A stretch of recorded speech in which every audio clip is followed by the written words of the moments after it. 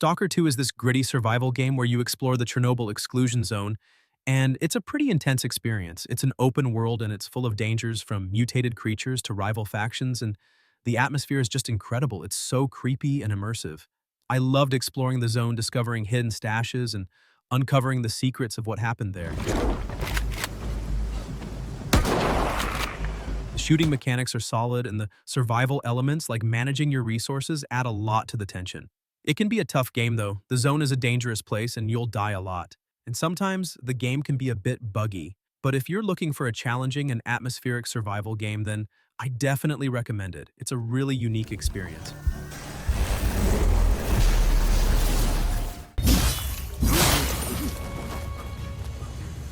Rise of the Ronin drops you into a really vibrant historical Japan, and it's a huge open-world action experience.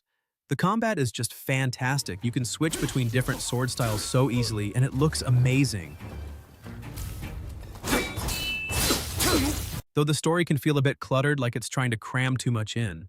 Exploring the world is a blast, but some of the side quests are a bit repetitive. Still, when you're in a big fight and you're pulling off those awesome sword moves, that's where the game really shines. Honestly, if you love samurai action, this game is definitely worth checking out.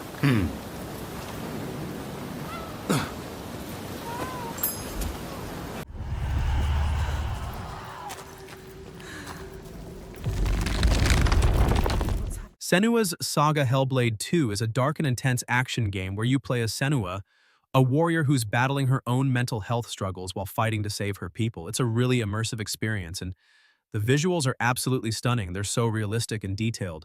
The combat is brutal and visceral. It feels very weighty and impactful. I love the way they incorporated Senua's mental state into the gameplay. The voices in her head and the visual hallucinations really add to the atmosphere.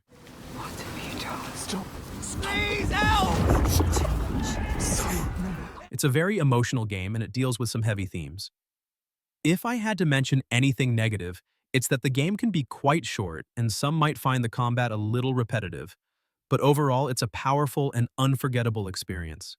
It's a game that stays with you long after you've finished it.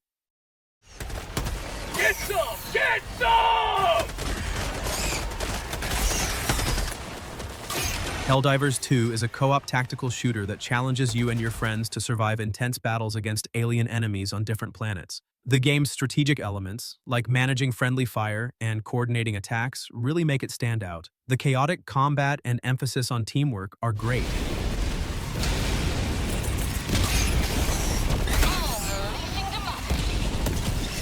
Though I did find some of the missions to be a bit too similar, and the difficulty could be quite punishing at times.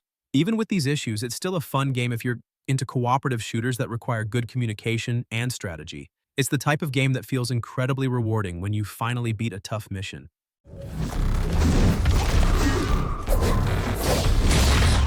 I gave Stellar Blade a try recently, and as an action RPG, it really shines with its fast-paced combat and gorgeous futuristic world. The gameplay is smooth, and pulling off combos feels great, especially against the challenging bosses that keep you on your toes. The visuals are top-notch, making every fight and every location look amazing. But I did feel like the story was pretty basic and the characters weren't all that interesting, which was a bit of a letdown. Even with that, the combat and graphics are so well done that it's still a fun experience. It's definitely a solid pick for anyone who loves action-packed games with stunning visuals. If you're looking for exciting combat, this game nails it.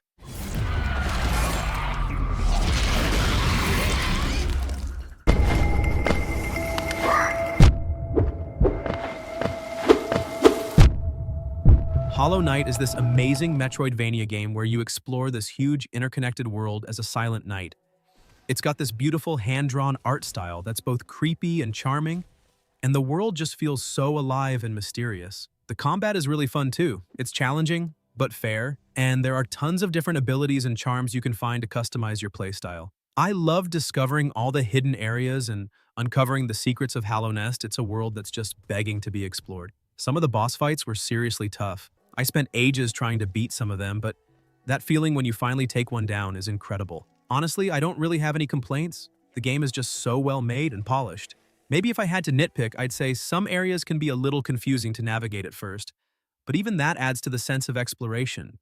It's a game that I can see myself coming back to again and again.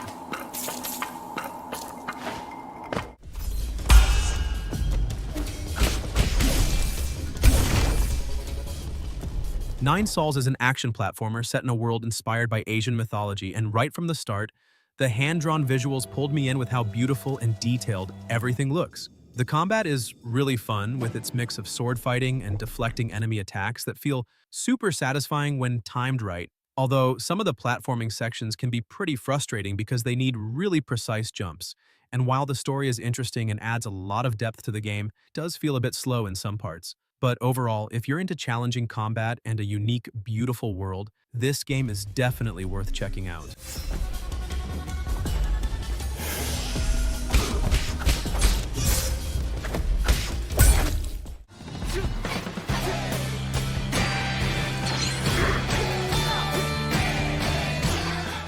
Hi-Fi Rush is a rhythm action game where you take on enemies while keeping in time with the music, blending fast-paced combat with a colorful and animated world. The gameplay is so much fun when you sync up your attacks with the beat, and the music really makes each fight feel epic. I really liked the bright and energetic art style, and the characters are pretty fun, bringing a lighthearted vibe to the game.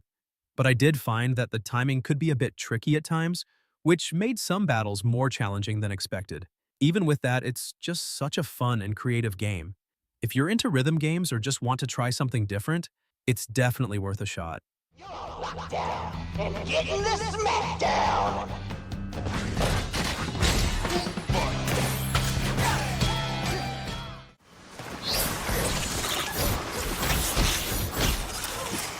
Ori and the Will of the Wisps is this gorgeous Metroidvania game where you play as Ori, a little spirit who has to save his forest and his friends. It's a really beautiful game, the visuals are stunning, and the world is so full of life.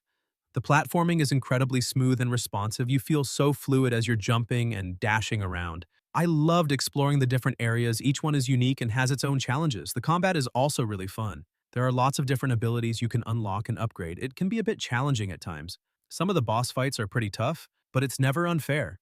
Honestly, it's hard to find anything I didn't like about this game. Maybe if I had to nitpick, I'd say the story is a little bit simple, but it's still very heartfelt. Overall, it's a fantastic game. It's a must-play for any fan of Metroidvanias or platformers.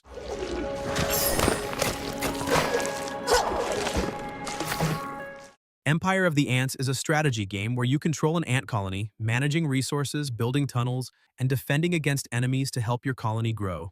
I really liked how detailed the management system is, making you feel like you're actually leading a tiny army of ants. The graphics are surprisingly good, with realistic environments that make you feel like you're really in the ants world. But I did find the controls a bit clunky at times, which made managing the colony a little frustrating. Even with that, it's a fun and unique take on the strategy genre. If you enjoy management games or just want something different, it's worth trying out. If you're having a good time watching, make sure to subscribe and hit the bell icon to catch more videos like this. Celeste is all about climbing a mountain, but it's way more than just that. It's about Madeline facing her inner demons, and the way they weave that into the gameplay is just brilliant. The platforming is so tight and responsive, you feel totally in control of Madeline as she climbs and dashes through these crazy levels. I loved exploring each area, finding hidden strawberries, and learning new movement tricks. Okay, some levels were really tough, I'm not gonna lie. There were times I almost rage quit, but that feeling when you finally beat a hard part is so incredibly satisfying. The music is absolutely fantastic too. It really sets the mood and makes those tough climbs feel even more epic. Honestly, I can't think of anything I didn't like, maybe just that I wanted even more of it because I was completely hooked from beginning to end. It's a game that stays with you even after you've finished it.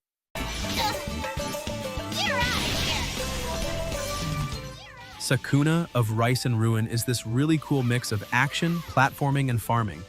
You play as Sakuna, a spoiled harvest goddess who gets banished to a dangerous island and has to learn to cultivate rice and fight monsters.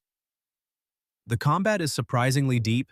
There's a lot of different combos and skills to learn, and it feels really satisfying to take down enemies. But the farming aspect is just as important. You have to carefully manage your rice paddies to grow the best possible rice, and that rice actually makes Sakuna stronger, so it's all connected. I loved the art style. It's really vibrant and colorful, and the characters are all charming. It can be a bit grindy at times. You do spend a lot of time tending to your rice, and some of the combat challenges can be tough. but overall it's a really unique and enjoyable game. If you like action games with a bit of a twist, or if you've ever wanted to try virtual rice farming, then I definitely recommend checking it out. Let's get this over with. Unicorn Overlord is a tactical RPG that mixes strategy and fantasy storytelling, and it does a really good job of making you feel like you're leading an army in this magical world. Be safe. The art style is beautiful, and the battles are pretty fun, especially with the different units you can use. I really like the mix of turn-based combat and the story choices that change how things play out. However, some parts feel a bit slow, and it takes a while to really get into the flow of the game. Still, if you enjoy tactical RPGs with a rich story, it's definitely worth playing.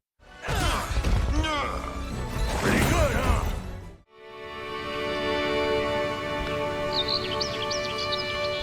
Unravel is this beautiful puzzle platformer where you play as Yarny, a little creature made of yarn who's on a journey to reconnect with lost memories. It's a really emotional game, and the visuals are absolutely stunning. They're so detailed and vibrant. The gameplay is pretty clever too. You use Yarny's yarn to solve puzzles and swing across gaps. It's a really unique mechanic. I loved exploring the different environments. Each one feels so distinct and tells its own little story. The puzzles are generally well designed. Some can be a little tricky, but they're never too frustrating. If I had to nitpick, I'd say the story is a little bit vague. At times, it could have been nice to have a bit more context. But overall, it's a really charming and heartfelt game. If you're looking for a relaxing puzzle platformer with gorgeous visuals and a touching story, then I definitely recommend giving it a try. Time to wake up, Nightingale.